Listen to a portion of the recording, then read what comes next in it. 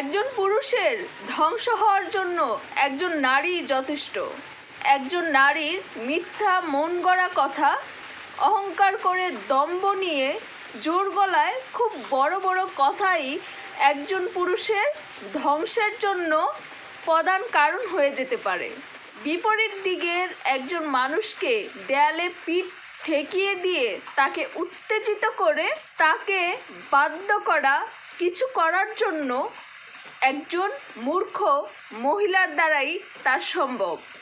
কিন্তু একজন মূর্খ মহিলা তা একবারও ভাবে না যে তার এই অবান্তর কথাবার্তার জন্য মূর্খতার ফলস্বরূপ একজন পুরুষকে খেসারত দিতে হবে।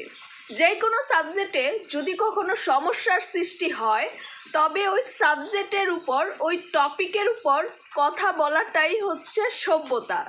এর বাহিরে গিয়ে আগামাতাহীনভাবে বিভিন্ন ধরনের মন গড়া মিথ্যা কথা বলা বা প্রচার করা বা একজন মানুষকে উত্তেজিত করার জন্য আঘাত করা এবং তাকে উত্তেজিত করতে বাধ্য করা, এটা হচ্ছে চরম লেভেলের বোকামি। এর ফল কখনো ভালো হতে পারে না। সবশেষে একজন পুরুষের জন্য এই সমস্ত অসাবধানতা কথাবার্তা ধ্বংসের কারণ হতে পারে।